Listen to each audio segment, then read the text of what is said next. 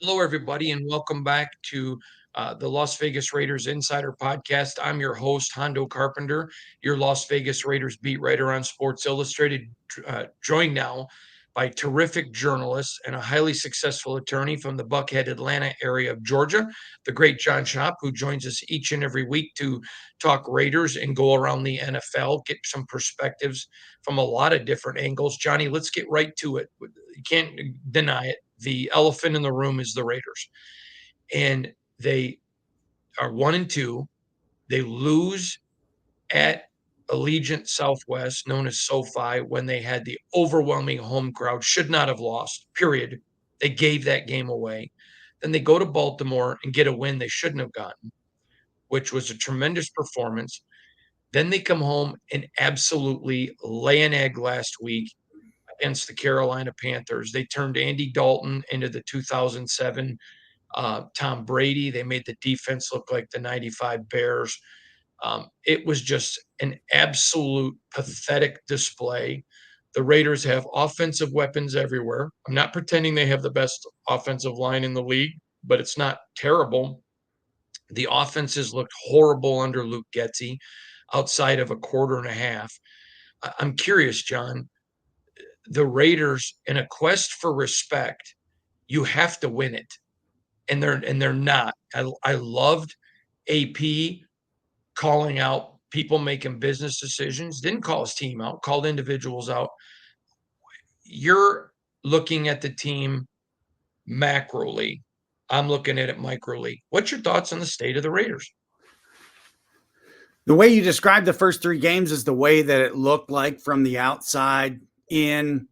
The thing that really surprised a lot of folks on Sunday was how the Raiders played. They got just totally schooled. They got beaten by Carolina across the board. It was really one of the last things you would expect is for them to go out and lay an egg. It's not terribly surprising that there would be some success from a veteran quarterback who hasn't played in the early part of the game. So the Dalton starting well, it's not a huge shock. There's not a lot of tape on him. It's a different guy. There's some time to adjust. That wasn't a big shock. But the Raiders giving up 36 was a big shock. And I think that Antonio Pierce did the right thing by addressing it directly after the game. That's really step one.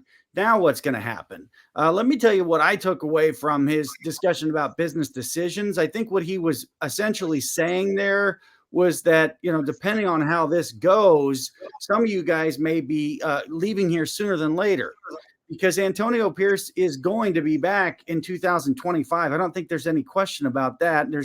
Most likely he's going to be back in 2026 too. A lot of the guys that are on the 53-man roster right now may not be, and some of them may be on the way out before the coming trade deadline. That is what I took from that.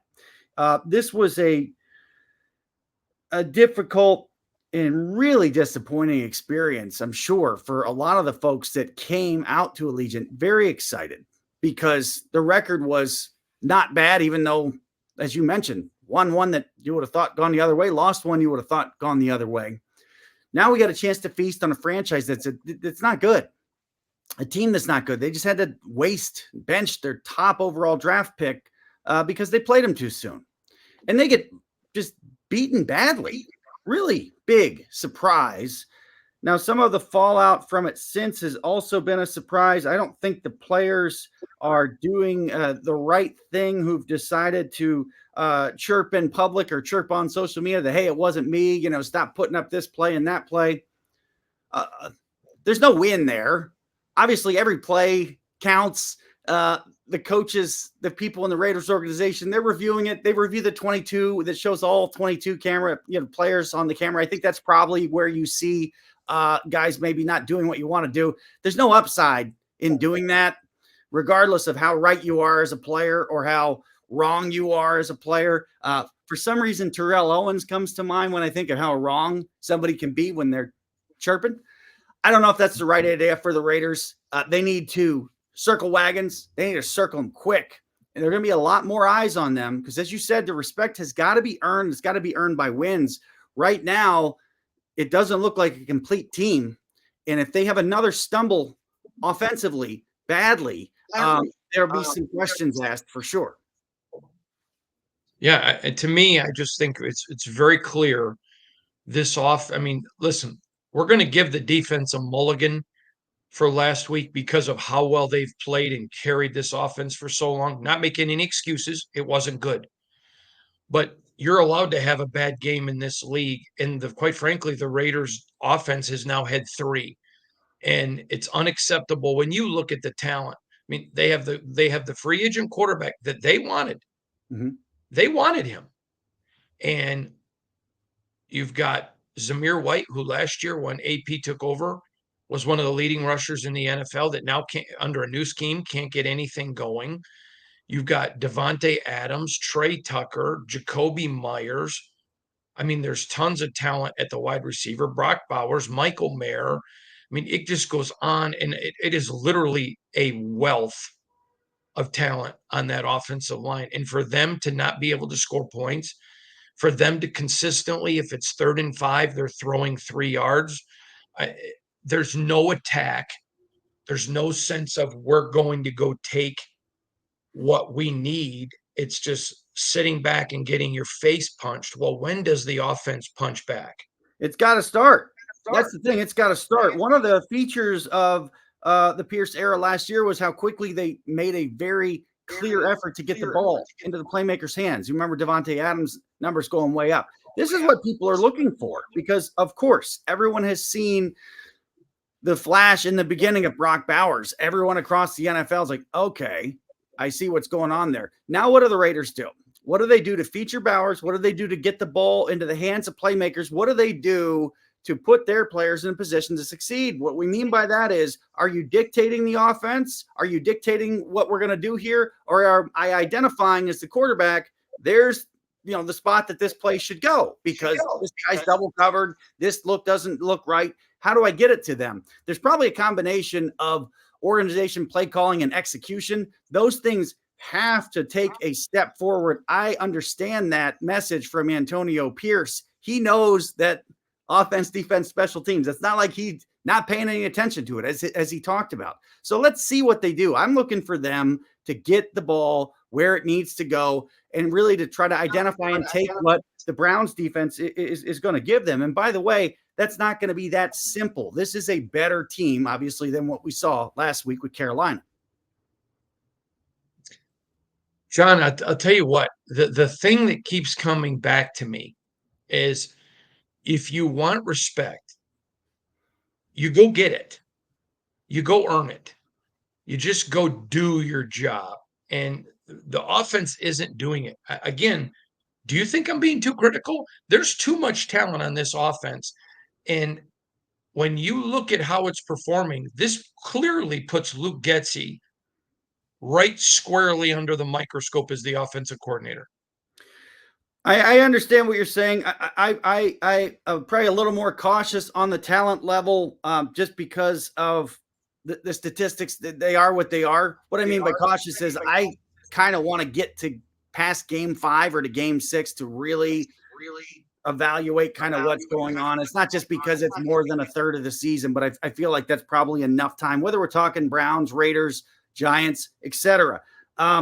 You look at the stats and you see the turnovers are probably too high. They're probably a little bit too high. But really, the stressor point you have identified, I think, is very clear. This is an offensive issue that's affecting the whole team, and it's got to get going. The strange thing is expectations were that the offense would perform better and more consistently. I think it's maybe a little bit more of a concern how sluggish that has been so far. It's probably more of a concern because the expectation were this is going to go forward, and it seems like it's gone backward. So the elevation of concern around the vast Raider Nation, from Connecticut to Hawaii, all over the place. I understand it. I can see it. And from a national perspective, I think they're it. I mean, listen around nationally, people are like, gee, I don't know if the Raiders offense is going to have enough to get into the real playoff run. It's time to get that thing started and find, boy, we got to get out of second gear and get into third and fourth gear in a hurry. Amazing stuff, John. All right, let's start going around the NFL. Yes. Sam Darnold has become the darling of the NFL. Let's talk about Sam Darnold. Isn't that right?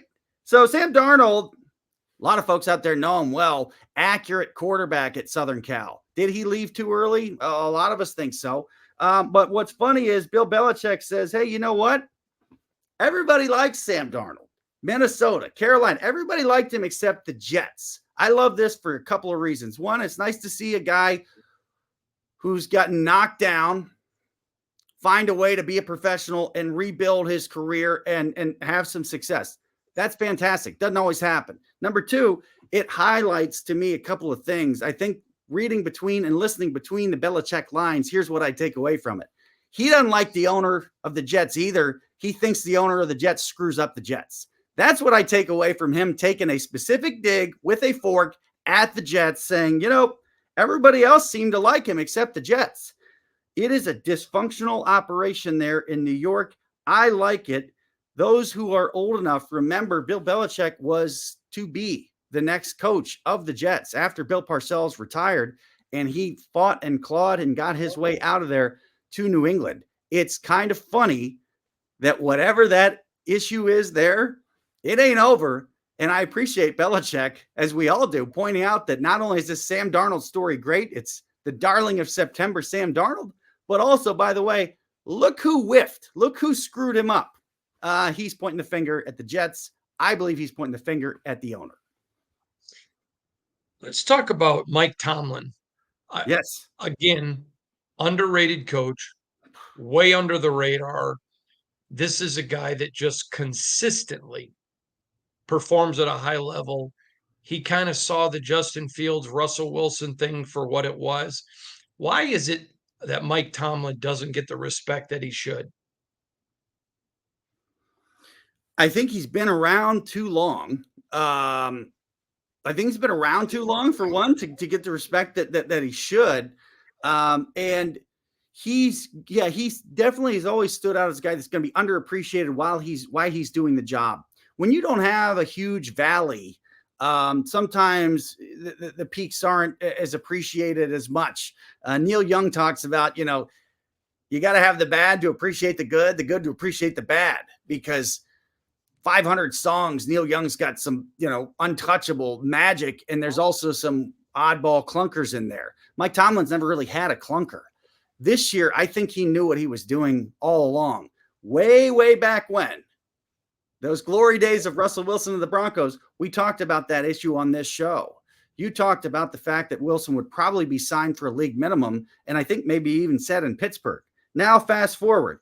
He's got a new off-field agent, of course, which is great for Russell Wilson's off-field work. But what's going on the field? Well, somewhat of an injury, and Tomlin is managing this thing straight down the middle. The Steelers are off to a good start.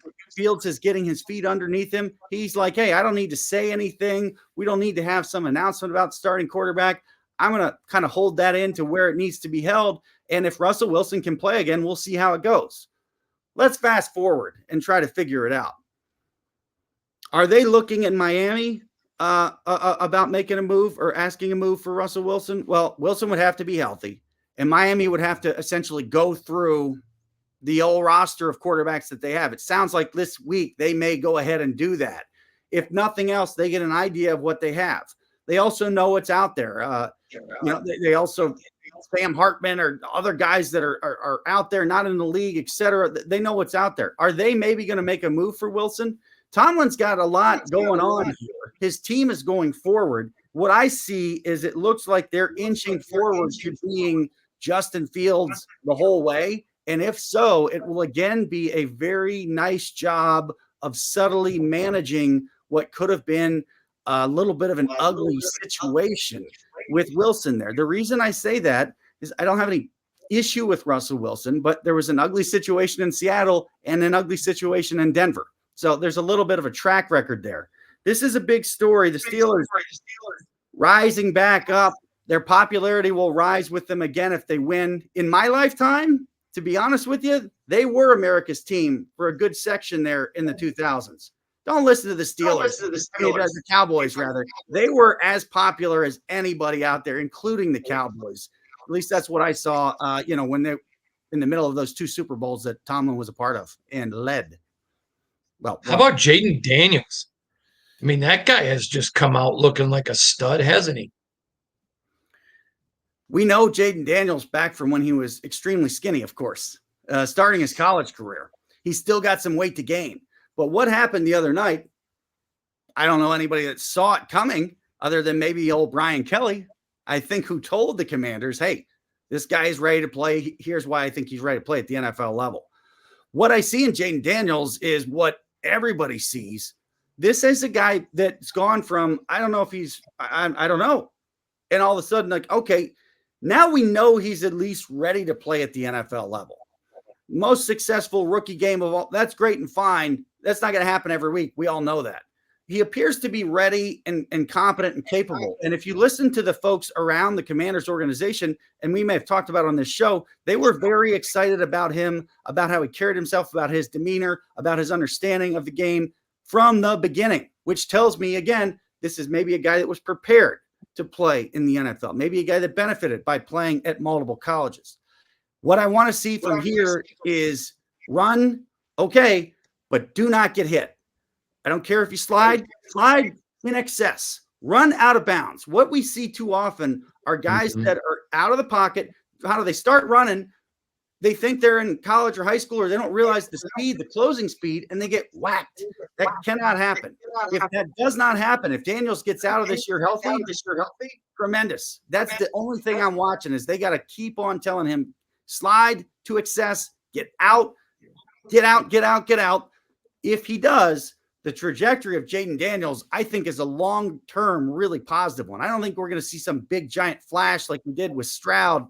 He doesn't need to be C.J. Stroud. He needs to be Jayden Daniels for a franchise that, didn't really have an owner capable of functioning. So I throw out almost the entire Snyder era. This is really a fresh start for that franchise. They are excited. The bandwagon is about to open. Let's talk about what's going on with Dan Campbell. I have heard, and I'm not confirming this, but I've heard that one of his children's friends released his address, and because of getting hounded, he has to move. I can tell you, as a person whose residence is private, I've had fans that didn't like a take that I had that took a picture of my home. We obviously had to pass that on to law enforcement. It's only happened one time to that extent. I've had a couple of other incidents, but this is a real issue that, he had to move now, go to a new location because of people with going to his residence. Let's talk about what happened to Dan Campbell, because I think it's indicative of a much bigger problem in our society. It has nothing to do with the NFL, but I think it has. I think this is a microcosmic look at real problems in our society. It really is. Yeah. It's on the shoulders or the back of the Travis Kelce having to move. Kelce, in some way, you can understand having to move more likely just because of his involvement with the biggest pop star in the world. But Campbell's address, location of home gets released. There's people in the area. He has handled it unbelievably. He's minimized it. He's not talking about it publicly. He's taking care of his business. The way he's handled it, I think, is a tremendous example for anybody who's in this rough spot. He's not whining, not complaining. He doesn't do any of that. Fantastic way to handle it. It'd be nice to see that flow down to some of the players, some of the coaches around. But yeah, this is something that you don't know how, like a giant understandable wall or boundary is broken, and maybe it's a chance for the league to do something also to say, hey, we're people too. This is our job. It's a great passion. It's terribly popular. It's an unbelievable lifestyle, but this is just what we do.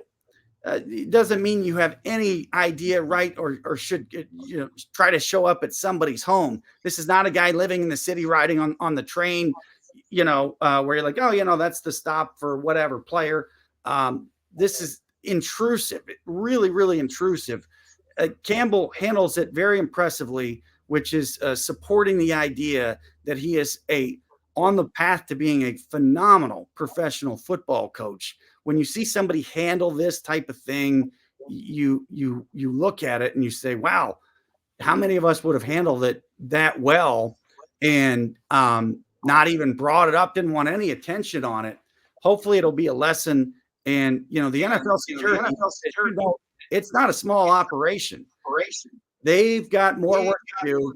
They've got to adapt. They've got the gambling thing. They've got this kind of stuff. What I'm wondering is the fact that this story got public at all, is that going to inspire somebody else that's not all there to start chasing down somebody else on another team? We sure hope not, but you can understand why a lot of folks are okay with the gated community.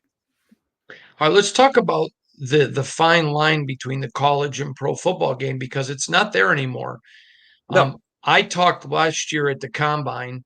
How many NFL people told me they loved NIL? Because it used to be when you selected a guy, you didn't know how money was going to change him.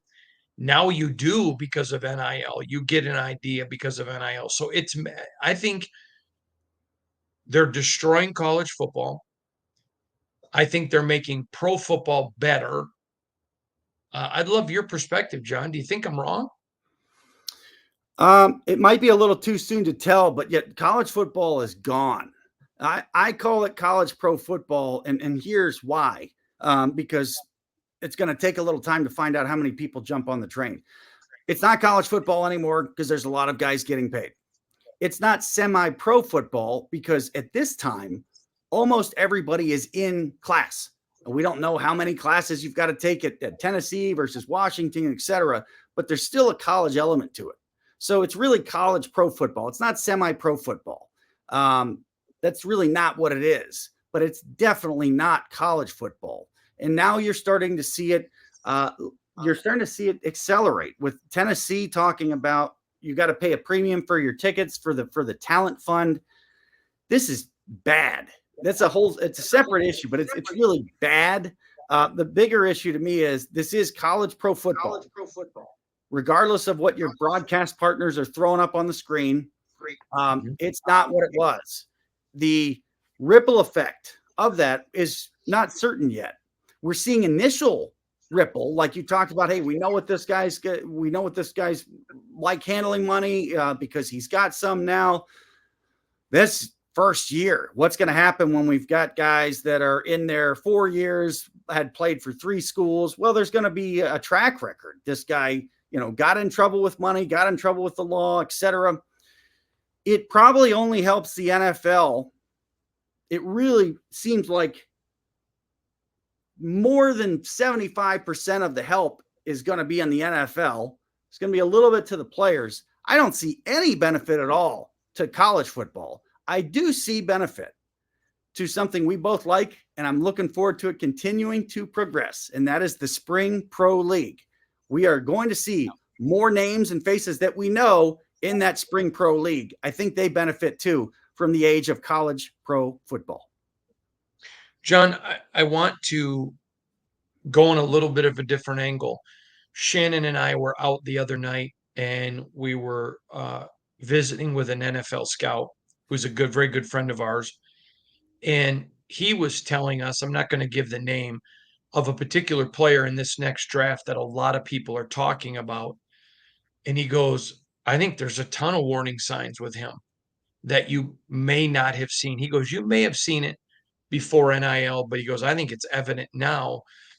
And I just think he said, it's made my job easier because I would get in trouble for guys I would recommend as football players, but I didn't know how they were going to be off of it. I just thought that was an interesting perspective. I want to go to a different angle. Was talking to a very successful college football coach this week, and we were talking about NIL. And he goes, here's something that nobody's talking about. And he goes, you should talk about this, so I'm going to bring it up to you. He said, when you look at NIL, there's such a push for NIL money. Well, it used to be we pushed to build facilities. Now the universities are going to have to come up with that money to build facilities. And he said, but now facilities don't matter like they used to because the player's getting paid. He doesn't care. He just talked about that side of a game and how it's changing. Hey, before we get to the fearsome foursome, I'm going to ask you real quick. What's your prediction for the Raiders this weekend? Back against the wall, hosting the Browns. I'm going to tell you, they have to win this game. Mhm. They should win this game.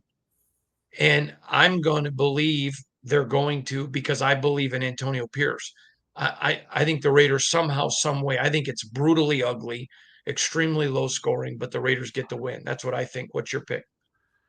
It reminds me of that great stretch last year with the 3-0 thriller, and then the 60 4 days later. I don't think it's that extreme, but I do think the Raiders have that to go on. Hey, a lot of you guys were here last year. When we bounce back, this is more important to bounce back. I think they've got a really good shot to win a low scoring game. I do expect them to win as well. The Browns look like a mess that is it looks like they've got the top on the water and the top's starting to bounce before it boils and it pops off. I don't know if that's what's going to happen, but it's starting to look that way in Cleveland.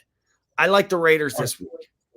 Okay, good. So, Johnny, through 3 weeks of the NFL season, we pick 4 games a week. We keep track of those we disagree on. What's our record through 3 games? You are now up 2 because somebody picked the Jaguars against the Bills. And believe it or not, that wasn't as close as we thought it might be. So you are up 2 as we feature for this week. Another week of some narrowing down before we get into normal time we'll talk about. Let's narrow it down. Who is going to be at the bottom of the NFC? Cowboys at Giants. Loser, dead last in the NFC. It's got to be the paper. The paper says Cowboys. I'm going Giants all the way. At home, I think they're finding, they're running the football. They're doing very good being able to control it. Dak Prescott, I'm not talking to the media. Jerry Jones turning the Cowboys into a fiasco if he already hasn't. I'm going with the Giants. Who would have thought you'd ever say the Giants were playing Dallas and you'd say the more stable franchise is the Giants? Yeah, it's a game of chaos. It's got interest for that. And the loser gets a nice prize. They get to sit at the bottom of the NFC in a massive media market for pro football. The Bills and the Ravens is interesting because you've got 2 potential or expected contenders in the AFC conference. The Bills have been playing very well, but this week I see an injury issue again for a team that was too injured last year. The Ravens, you have to expect they're going to scratch and claw. There's no way the Ravens get where they want to get without somehow scratching and clawing, playing their best game of the year at home. Call me a sucker once again for John Harbaugh. I've got the Ravens in a little bit of a shock. I'm riding with the Bills. Riding with the Bills here, brother. I just like that team. I just like their gutsy. I like that they're just not moved by their circumstance. I just like the Bills. And again, I love the Ravens. I say I love, I'm not a fan. I love the way they're put together. I think they're a definite Super Bowl contender, but I think the Bills are too. And I think they are right here. But I just love the way the Bills are playing right now. I love the way they are just gutsy. They're scrappy. They just they don't care if they're pretty. They just want to win. I love what the Bills are doing. I got to go with the Bills, and that hurts me because I heard on Jim Miller's show, somebody pointed out, the Bills have done a good job at getting their backups prepared to play. And Pat Kerwin said, some franchises can get backups prepared to play. They come in, there's not a big drop off. Others don't ever seem to touch it. So you have to credit Sean McDermott because, again, they've got an injury issue, but so far they have had a level of play pretty consistent as they've had to rely on depth maybe more than they would have wanted to, of course. Now, there is such a thing as the AFC South. It's a confusing division at times if you look at it on paper. And look, the bottom line is the Jaguars are on the ropes to get knocked out for 24. They lose here, done. Adios, muchachos. Major changes coming. Major changes coming for the most talented team Jacksonville's ever had, according to their owner and truck bumper creator, Mr. Khan. Jaguars at Texans. Texans, you look at this, look at the standings here. It's a two-sided here. They can knock the Jaguars out, and they can actually take a pretty nice early hold on that division. Jags at Texans. I'm going with the Jags, and I'm going to tell you why. If they lose, their season's over. And I think they're going to clean house. I think they'll clean general manager. I think they clean head coach. I think everybody's gone. And years ago, and one of my criteria and my 10 criteria in picking a game, who has the most to lose? And right now, the Jaguars have everything to lose. I no doubt, in my opinion, Texans can lose this and still go on and lose and go on and win their division. No problem. No issues there. Very good football team. But the Jags have everything to lose. Their back is against the wall. There are rumors of infighting and all other stuff. I don't know any of that to be true. I'm just telling you, there's enough rumors of everything that there's something going on. To me, I believe in Trevor Lawrence. I just think somehow, some way, they find a way to get it done. They are injured everywhere, but if they don't, season's over in Jacksonville. It is, yeah. So this would be the ultimate test of the Bill Parcells rule, which is that the team that can afford to lose the least is the team to pick. I don't want to beat this drum every single week, but we have again seen the necessity to get roster sizes that are 3 deep. I forget what team it was. It was out of offensive tackles. It's just better for the sport beyond belief, head to toe, top to bottom, to get the rosters 3 deep at each. I call it 3 deep plus 4, which is 70. The Jags would certainly be in that mix. You're ultimately leaning on the Parcells rule. I leaned on it and got stung last week. I'm going to go with you. I'm going to take the Jags because they literally cannot afford to lose. And that urgency, I think, strikes enough of the 53 and maybe the guys calling the plays and making those strategy decisions to somehow almost like amazingly beat the Texans, because Texans don't need it. If they get it, though, big. Finally, people don't want to. I realize you got to take your hat off to the Kansas City Chiefs. They have won 9 in a row. They have come back in 8 of them. We have talked about they've got trouble replacing Snead. They are Chiefs at Chargers. I think that the Chiefs are going to win again. I think this Chiefs team is going to get better on offense as the season goes on. They've got so many, they've got the new receivers. They've got the rookie that's fast. They're using Kelsey. They've got running backs coming off the street. I don't know how they do it. You have to take their hat off to them. Some people say it's just as simple as Mahomes, but they keep on coming back and winning these games. They get the Chargers in a down spot. I think they're going to beat the Chargers pretty well. Yeah, I think they're going to just whoop them up. I don't even think it's going to be pretty. I think it's going to be a butt whipping of epic proportions. So there you go. There's our fearsome foursome. I'm up 2 on the year. Certainly hope to keep that up. How many did we disagree with? I think we only disagreed on 1 this week, right? Yeah, I got the Cowboys and the Giants in that Giants game. Yeah, otherwise we're lockstep. These are the 4 most interesting games. They'll get easier to identify as the season goes on, but I'm really interested in that AFC South game because you've got literally somebody fighting for the life of their season and somebody else that can actually get a pretty firm hold on a division, and it's not even October 1st. Amazing to me. There are more storylines pre-week 4 this year than I can remember. It's been an amazing year. All right, John, real quick, tell everybody where to find you on X. At JP Spartan. Check them out there. We'll see you again next week, Johnny.